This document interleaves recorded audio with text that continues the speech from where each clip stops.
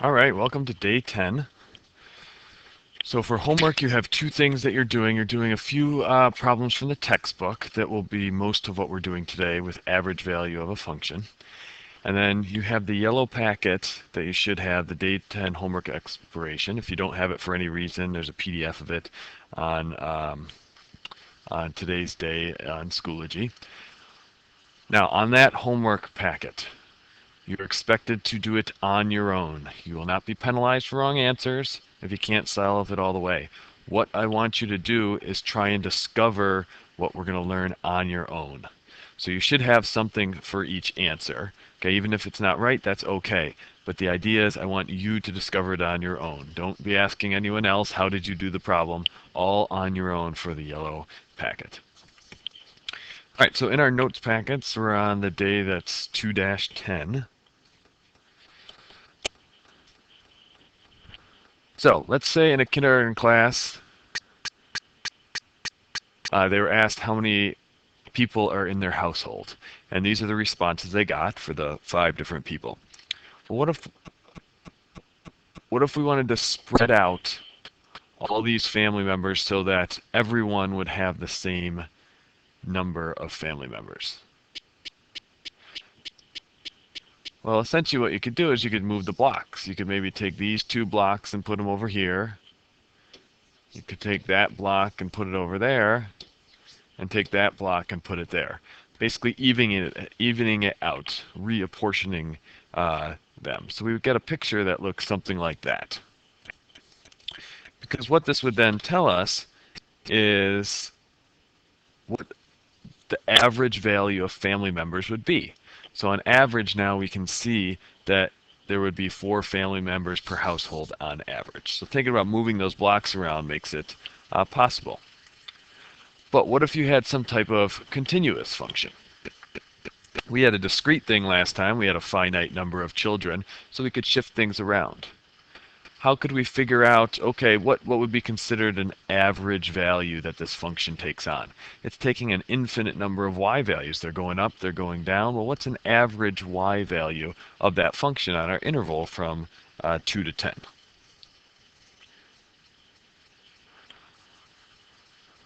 Well, let's kind of start to piece this idea of average value together. Kind of like we worked with Riemann sums, let's imagine we took just some sample y values. So this is x squared on the interval 0 to 2. Well, at x equals 0, if you do 0 squared, you get 0. If you do 1/2 squared, you get 1/4. 1 squared, you get 1. 3/2 squared, you get 9/4, and 2 squared, you get 4. So those are some sample y values. We could add those up, and that would give us 15/2. And then we'd have to divide by 5 because we had 5 y values, and that would give us 3/2. Okay, so it looks like based on those samples, 3/2 is a good representation of the average y value on that interval. Well, kind of like Riemann sums, where we had a greater number of rectangles gave us a greater approximation. What if we had more reference points? What if we did each quarter? So we'd have 0, we'd have 1/16, that's a half, so we'd have a fourth. When you get 9/16, and I'm getting these by putting them in the function x squared and getting the y value back. We'd have 1, we had to have 25/16, we would have 9/4, 49/16, and we'd have 4. Well, if you add those up, you get 51/4, and there's 1, 2, 3, 4, 5, 6, 7, 8, 9 of them now. So if we divided that by 9, that would give us 51/36, which reduces to 17/12. And that's about 1.41 or so.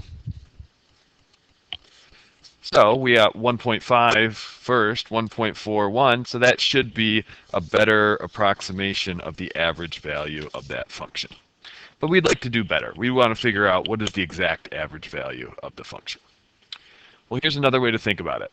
Imagine under the graph of x squared from 0 to 2, there was like marbles or sand or something like that. Imagine you could kind of shake it and have things level off. So you're not changing the amount of marbles or sand that's underneath the graph, you're just changing the shape of it, and we want it to level off so that it would be a rectangle.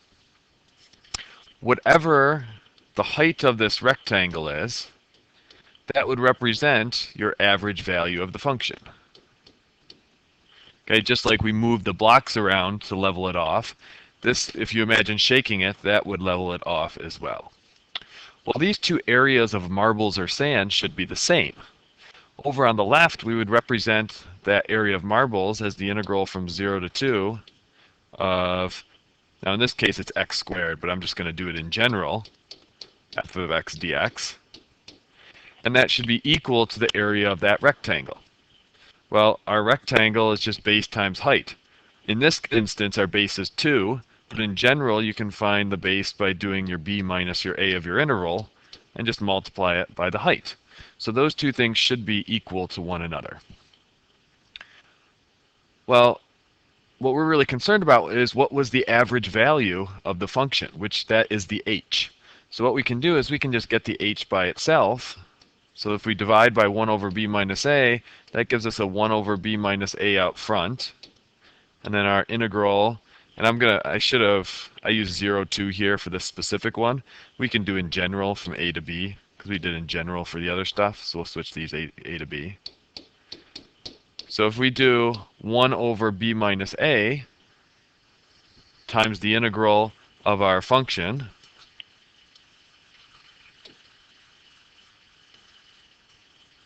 then that will equal the height of that rectangle, and the height of that rectangle is the average value.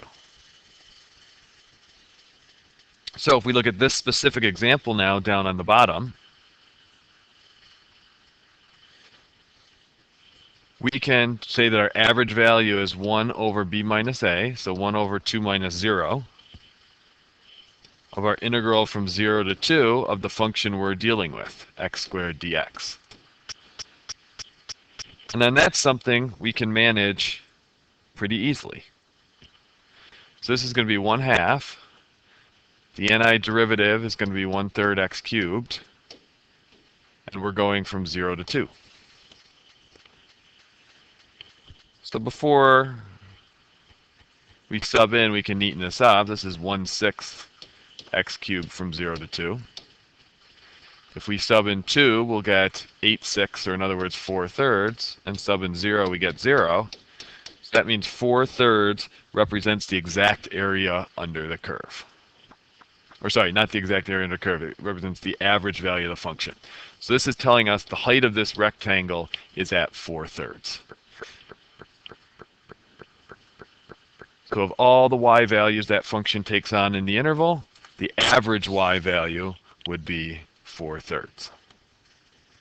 Now, an extension of average value, let's recall the mean value theorem when doing derivatives. Mean value theorem said your instantaneous slope, or in other words, your slope of the tangent line, must match the slope between the endpoints at some point. Your average rate of change will be equal to your instantaneous rate of change at some point. Well, there's also a mean value theorem for integrals, and it deals with the average value. In the derivatives, we said the average rate of change equals the instantaneous rate of change. Well, here, your average value, so that's what this is, must equal your instantaneous value of the function. So this is a y value at some instant at least one spot. So we're guaranteed, if our function, like in the last one, had an average value of 4/3 on the interval, we are guaranteed that the function must take on a value of 4/3 at some point. Now, provided, if you see on the top there, it has to be continuous on the closed interval. Now, this symbol, if you've never seen it before, just means there exists. So there exists an x value of c in the closed interval ab, such that the average value equals the y value of the function at some point. So let's see if we can go back to our previous one and find that value for this. So all we do is take our average value, 4/3, set it equal to our function, and we'll see which x value, or which c, will make our function equal that average value. So we'll take the square root of both sides. So this will be x equals plus and minus 2 over radical 3. Or in other words, x equals plus and minus 2 radical 3 over 3. But our interval was just 0 to 2, so the one that's on our interval is the positive 2 radical 3 over 3. So that is the value of x on our interval, where the y value is equal to the average value of the function.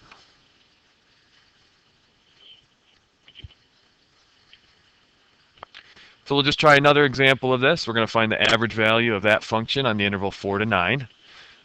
We'll start out with our 1 over b minus a, and then we'll do the integral of our function from 4 to 9.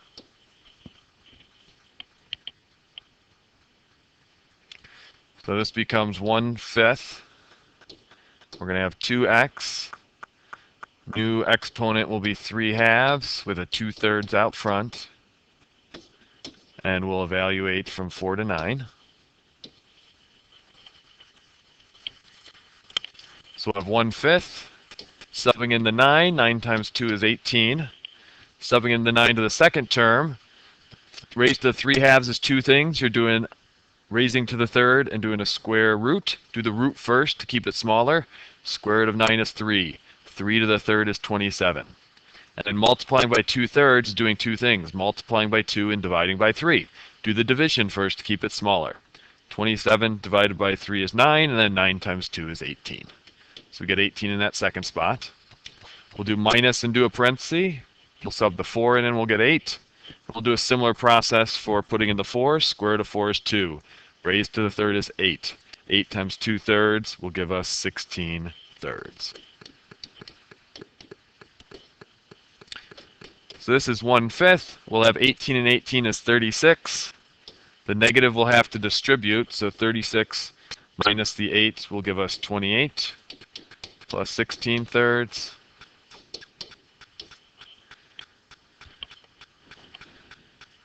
28 as thirds will be 84/3 plus 16/3.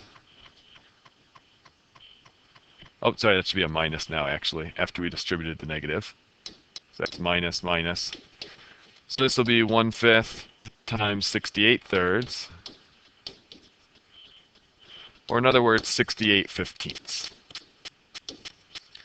So that's if we leveled off the area under the curve and it formed a rectangle. The height of that rectangle would be 68/15. That's the average y value that the function takes on our interval from 4 to 9. Well, now let's see that follow-up question. When, or in other words, at what value of x does the function actually equal 68/15? So we can just take the 68/15, set it equal to the original function. We'll subtract the 2, which is the same as subtracting 30/15. So you get 38/15. We got to square both sides. So if we square the 38/15, we'll get 1444 over 225, and that's equal to x. Now, it's good to just see what the decimal value is, just to make sure it's on the interval. If you divided that, that would be about 6.4 and change, which is on our interval. So that's our value of x when our function takes on the average value. Okay, so that's half of our topics for today. Their textbook problems will be based off that. The next topic, which is a challenging topic and we'll be doing for several days in class, and what you'll be doing some discovery with tonight, is accumulation functions. So accumulation functions are when you are accumulating area under a curve from some constant value to some algebraic expression. So the basic version would just be an x. So for example, this could be the integral from 2 to x, where x can change, and basically that accumulation function allows you to find various different areas under the graph. So let's look at some examples and we'll kind of build things out. Well, they're saying our capital F of x is equal to the integral there on the right. Well, let's calculate that out and do the integral. The antiderivative of a cosine would be sine t, but we'd have to evaluate it from pi over 4 to x. So if we sub in x, we'll get sine x. And then sine of pi over 4 is just square root of 2 over 2, with the minus coming from just our fact that when we sub the second one in, we subtract it. So that's our capital F of x. Well, we now want to find capital F of pi over 4. And before we do that, let me just show you a little demonstration here. Here's this same function, the cos x. We're starting at pi over 4. And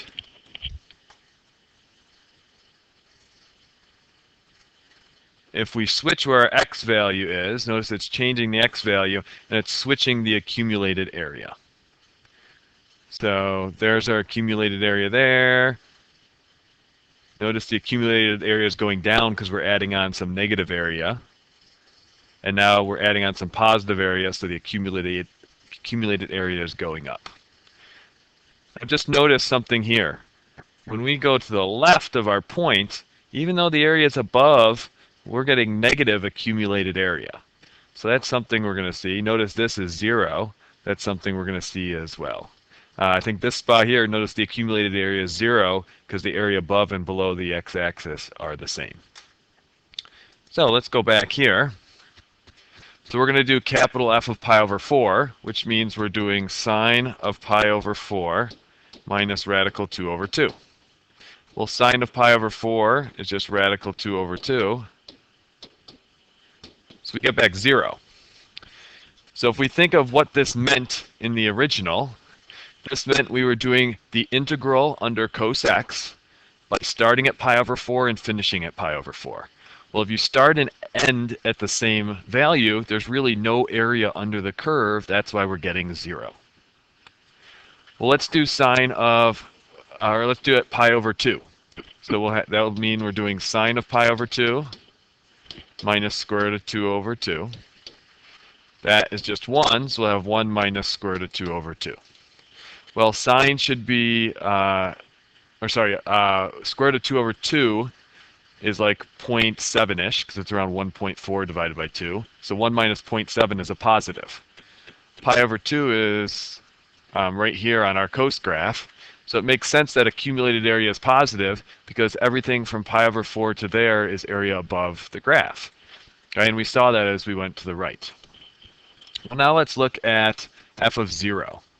So that would mean that we are doing sine of 0 minus square root of 2 over 2, which would just give us minus radical 2 over 2. All right, so we got a negative. Really what that means we did is we started at pi over 4, and we did our area going backwards that way. So we went in that direction. If we think of what that meant as our original integral, we were doing the integral from pi over 4 to 0 of cos of t dt. Well, why was that negative when it was above the x-axis? Well, usually with our integrals, we like the smaller value to come first. And one of our integral properties is if you switch the bounds, it negates your values. So if we go from 0 to pi over 4 now, that ends up having a minus out front. So whenever you go backwards, since your integral bounds will be switched, it's negated whatever it would normally be. So even though as we go backwards, we're above the x-axis, we end up with a negative accumulated area because you're going back from where you were. One way to think of it is, oh, okay, if we were here, it would be negative radical 2 over 2, and then we would have to add on this area to get to 0 if you did go left to right. Okay, so going backwards, it negates whatever would normally happen. So let's look at another example down on the bottom here. So I have this as an example here. So here's the 3 times radical x. We're doing the integral from 1 to 3. So notice our accumulated area, it keeps being greater. If I go at 1, it's about 0. I can't get exactly on it, but and if I go left, even though it's above the axis, notice it's negative because you went left to the starting value, so it's minus whatever it would normally be. So let's go through the same process that we did above. So this would be our capital F of x. This is really t to the 1/2. So the new one would be t to the 3/2. We'd have to divide out front by 2/3, or divide out front by 3/2, which is multiplying by 2/3, so we would get a 2 there. And then we would have to evaluate that from 1 to x. So really our capital F of x, when we sub in the x, we'll get 2x to the 3/2. And when we sub in 1, we're just going to get 2. And the minus again is coming from that we just subtract the second thing. Well, let's test out a few values. If we sub in 9, 9 square root of 9 is 3, 3 to the third is 27. 27 times 2 is 54, so we'll have 54 minus 2 to give us 52. Makes sense, we are going right of the 1, should be positive. If we're right at 1, kind of make a prediction in your head of what we're going to have. So f of 1, that's saying we're doing 2 times 1 to the 3/2 minus 2. Well, 1 to anything is 1, so this is just 2 minus 2, which is 0. What that would be saying in the integral is we are doing the area from 1 to 1. Well, there's no area underneath. That makes sense why it's 0. For f of 0, make a prediction of what type of value we would have. But if we sub in 0, 2 times 0 to the 3/2 is 0, and then minus 2, so we just get minus 2. So we went left. It was above the x-axis, but because we were going backwards, it negates whatever we had. That's why we had the minus 2. So you'll do a little bit more discovery with that. But let's take a look. What if we took in the bottom here, if we took the derivative of this integral? Well, we had said, this is the top example, by the way. We had said that integral was the same as our capital F of x. And our capital F of x, we had said for this one, was sine x minus radical 2 over 2. So let's take the derivative of that. The derivative of sine x is cos x. The derivative of a constant is 0. So the derivative of this integral, pi over 4 to x, of cos t dt, ends up as cos x. So think about that, the similarities, and then let's go over to this one here. So we're going to do d dx. Our capital F of x, which was this, we had said was 2x to the 3/2 minus 2. If we take the derivative of that, we're going to get 3x to the 1/2. Or in other words, that's 3 squared of x. So I want you to notice, how does this derivative relate to that original? How does this derivative relate to that original? And hopefully you're noticing, oh, it's just the original little f of t, but now it's got the x filled in that was on the top. So seeing if we can apply that and shortcut it now, again, notice that relationship, that it was just the original function with the x in. So if you take the derivative of that integral in the accumulation function, it was just that top variable that went in. So this is what's called the second fundamental theorem of calculus. If you're taking a derivative of an accumulation function that goes from something, some constant, to an algebraic expression, it just ends up as this with the x filled in. So it's just f of x. And we'll apply that here. We're doing the derivative of this accumulation function from 7 to x of t cubed plus t. Well, it should just be the x getting subbed in eventually, so x cubed plus x.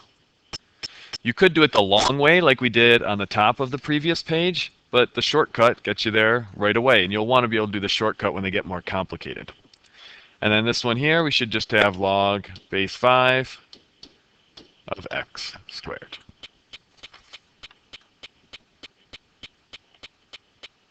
So that's what's called the second fundamental theorem of calculus. The derivative of an accumulation function, that top expression just gets subbed in for x. And you'll see an extension of that on the day 10 homework packet. So you got 2 homework parts that you'll upload. You've got the textbook problems, which will be average value. And then you have the accumulation functions packet, the yellow one, that you'll do as well. You'll discover some additional things about the second fundamental theorem of calculus and integrals. Again, I want you to do that on your own.